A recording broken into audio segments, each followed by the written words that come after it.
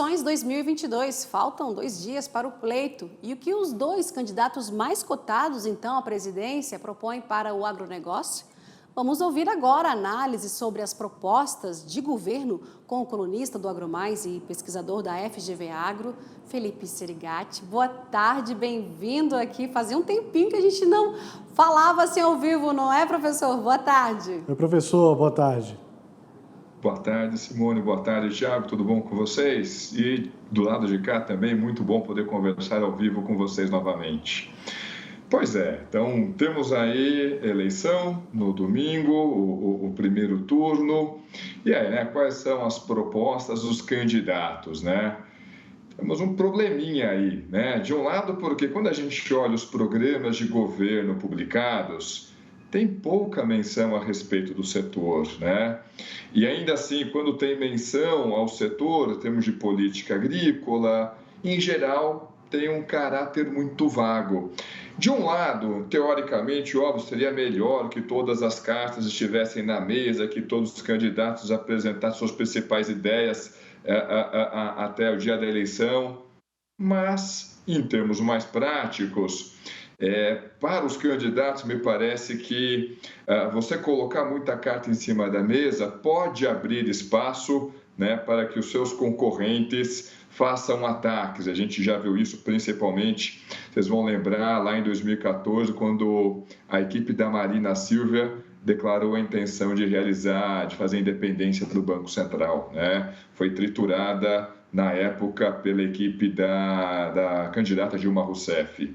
Eu acho que o pessoal já falou, peraí, não vale a pena tanto assim colocar tantas as cartas na mesa. Diante disso, fica difícil a gente dizer aí quais são as propostas dos candidatos, né, para os setores. Então, acho mais fácil a gente fazer o oposto, né? Dos dois candidatos que estão mais bem posicionados, né, o ex-presidente Lula e o atual presidente Bolsonaro, quais foram, né, o balanço para o setor nas gestões desses dois candidatos.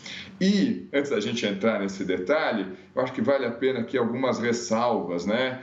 De um lado, olha, independente de quem vença, a gente tem observado ao longo dos últimos 20, 30 anos que a força do universo agro, o capital político do setor, tem crescido. De forma que, dessa vez foi bem interessante, independente qual fosse o candidato, independente qual fosse o partido, todos procuraram fazer, no mínimo, alguma sinalização positiva para o setor, buscar canais de diálogo junto ao universo agro. Bom, isso é uma boa notícia e, na minha opinião, sinaliza o quanto que o setor cresceu, não só em termos econômicos, não só em termos de geração de renda para o país, mas também como uma voz a ser ouvida, cujas preferências e as necessidades precisam ser, no mínimo, consideradas, independente de quem vai vencer as eleições. E, junto com isso, acho que também vale destacar, acho que tem diferença, sim, né, entre os dois candidatos e a relação com o setor, mas acho que a agenda do setor, independente de quem vença, a parte mais estrutural estará, sim, preservada, né?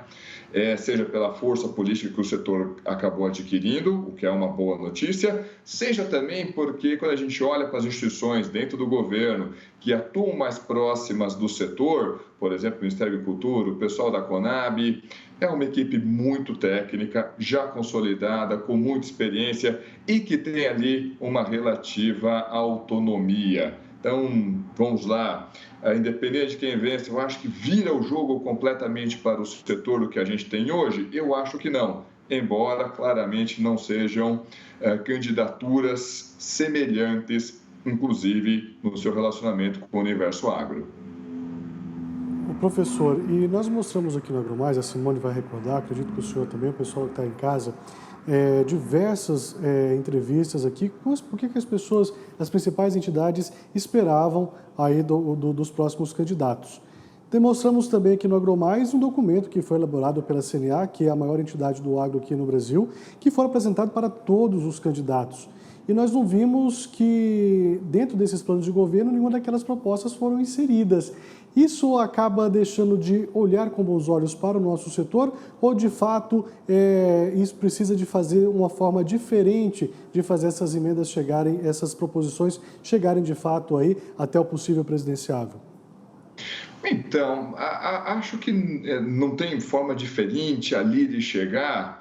E o fato é, né, embora o pessoal não tenha incorporado essas propostas nos seus documentos, suas propostas de governo, eu acho que foi muito mais uma questão ali de postura eleitoral para evitar ali áreas em que pudessem ser debatidos ou que pudessem ser alvos de ataque.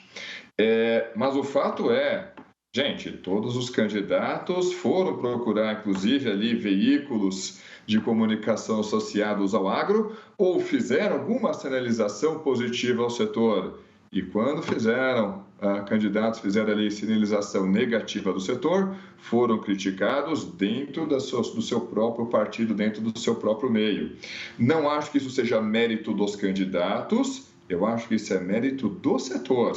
Em outras palavras, o setor ganhou um capital político de forma que, independente qual seja o candidato, esse setor precisa ser ouvido e tem muito capital político para ser entregue.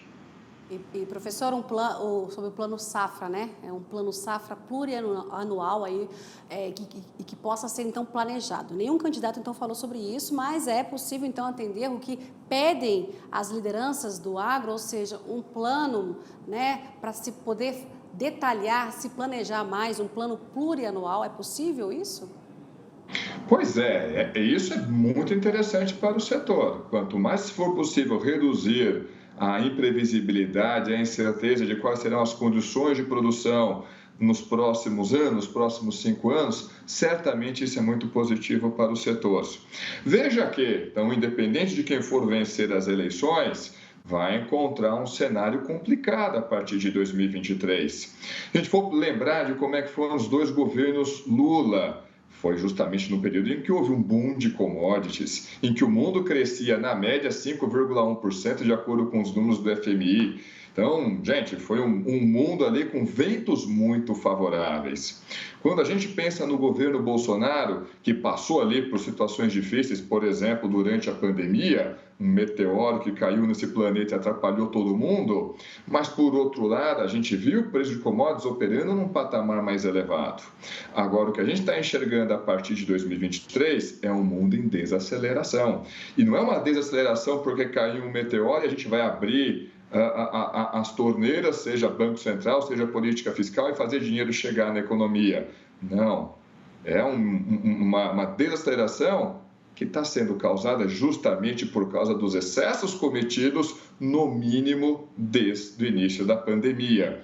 Então, quem for vencer essas eleições já vai ter que encarar um mundo que cresce menos, talvez até um mundo operando em algum momento de 2023 em recessão. E, naturalmente, um mundo em recessão é um mundo que demanda menos produtos, menos serviços, inclusive menos commodities. Por mais que as commodities agropecuárias elas sejam mais protegidas, sentem com menor intensidade os reflexos desse tipo de desaceleração, o fato não é aquele período, aquela conjuntura de forte crescimento, como a gente viu de forma estrutural ali no governo Lula, a gente tinha ali a China crescendo a 2 dígitos, ou a forte aceleração dos preços commodities que nós vimos a partir do segundo semestre de 2020, ali então no meio do governo Bolsonaro.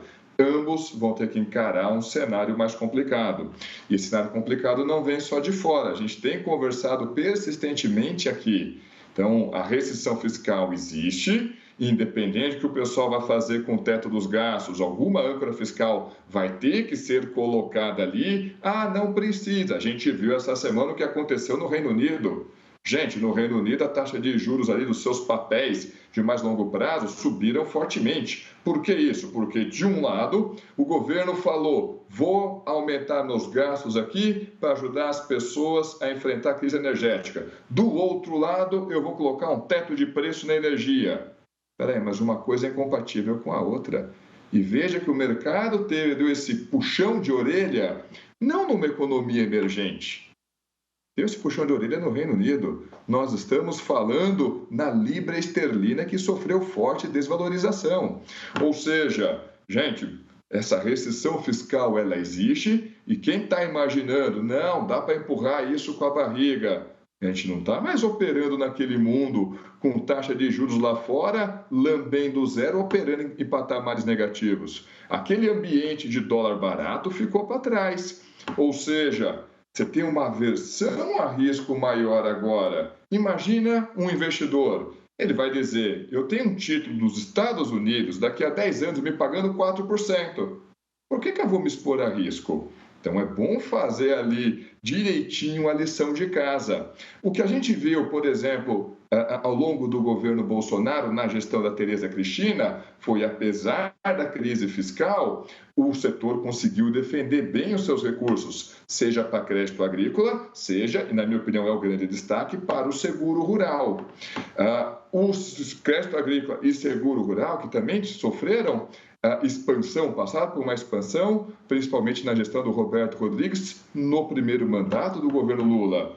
Só que você tinha uma conjuntura bastante diferente. Olha só que bonitinho, se a gente conseguisse, no meio desse cenário mais complicado que nos aguarda a partir de 2023, se a gente tivesse ali um plano plurianual que desse ali uma previsibilidade maior para pelo menos 5 anos, puxa vida, gente, ciclo biológico, sei lá, pecuário, café, cana, não está olhando para o nosso ciclo político. A planta tem lá a sua dinâmica, se a gente puder nos adequar à realidade, às características do setor, à realidade da natureza, certamente seria mais positivo para todo o setor. Tá certo, professor. Vamos seguindo por aqui. Antes de eu te fazer a próxima pergunta, a Simone até tocou aqui no ponto também do seguro rural. Gostaria que ela refizesse essa pergunta então para o senhor, para a gente não perder essa linha de raciocínio desse parâmetro que o senhor colocou, muito interessante, nesse plano plurianual e também seguindo aí a questão do seguro rural. Não, mas acho que o senhor completou bem. O seguro rural é muito importante aí, né? E deve ser pensado também aí em relação às condições climáticas que que o campo enfrenta, o produtor enfrenta a cada ano, né, professor? Sem dúvida alguma, gente. Imagina o que seria do Paraná, por exemplo, ano passado, que passou por seca, passou por cigarrinha do milho, passou por geada, se não fosse o seguro rural. Ou, novamente, o que aconteceu com a região sul ao longo desse ano. É verdade, os prêmios de risco estão lá em cima, está caro pra caramba para o produtor adquirir um seguro depois desses 2 choques. Só que o seguro ele é importante e ele é justamente porque há a possibilidade de ocorrer esses choques. Se tivermos ali um programa de seguro mais bem estabelecido, de forma acessível para o produtor vai produzir mais. O produtor vai se sentir confortável para imobilizar um volume maior de capital na sua propriedade, na sua atividade. Ou seja, esse produtor vai se sentir mais à vontade para assumir mais risco. O risco justamente que é característico do setor, que é uma fábrica a céu aberto. Então, o seguro rural, sim, do meu lado aqui, na minha opinião, é uma das políticas mais importantes a gente funcionando nos próximos anos. De fato, isso também é muito importante, professor. Agora, faltando aqui nessa questão das propostas, para o meio ambiente, o candidato Lula disse que quer cumprir as metas de redução das emissões dos gases do efeito estufa, assumidos à Conferência de Paris, e também recuperar terras degradadas e reflorestar áreas devastadas. Já o presidente Jair Bolsonaro quer incentivar a produção de energia limpa, hidrogênio verde e incentiva o uso de tecnologias e da inovação para promover a sustentabilidade ambiental. Como o senhor avalia essas duas propostas? De fato, é possível segui-las caso um dos dois seja eleito no próximo domingo? Exatamente. Do lado de cá, então, ambas as propostas são interessantes e eu não vejo grande divergência entre elas. Você pode até dizer, olha, mas tem alguns parâmetros ali no Acordo de Paris que não param exatamente de pé, mas o fato é, como o norte é interessante, inclusive para o nosso setor. E mais do que isso, o setor tem muito a entregar, tem muito a oferecer para a sociedade, seja aqui dentro, seja lá fora, dentro dessa agenda ambiental. E a gente tem visto esforços nessa direção, até mesmo ali nos últimos 2, 3 anos. Seja dentro do âmbito do Plano ABC, o Plano de Agricultura de Baixo Carbono, e aí merece destaque, por exemplo, recuperação de pastagem, seja, por exemplo, uma carne bovina que tem uma emissão líquida zero, às vezes até mesmo negativa, dependendo do arranjo que é feito ali no sistema, dentro do sistema integrado, ou até mesmo no avanço que a gente tem feito numa soja de baixa emissão de carbono, naturalmente, desde que o plantio direto seja adequadamente realizado. Veja que, se for pensar agora na agenda energética, na nossa matriz, no nosso etanol, no nosso biodiesel, gente, a gente tem muito a oferecer. A participação da biomassa na nossa matriz energética, algo entre 14% e 17%, gente, é a meta de muitos países para todas as suas fontes renováveis. Então, a gente tem muito que oferecer e do lado de cá, eu vejo mais convergência entre essas duas agendas do que divergência. Independente de quem vença, meu desejo, vamos tocar ambas as agendas. Tá certo, professor. Muito obrigada por essa análise de hoje. Até a semana que vem e uma boa votação para o senhor. Tchau, professor. Até sexta. Muito obrigado, gente. Uma excelente sexta, um ótimo final de semana. Até a próxima.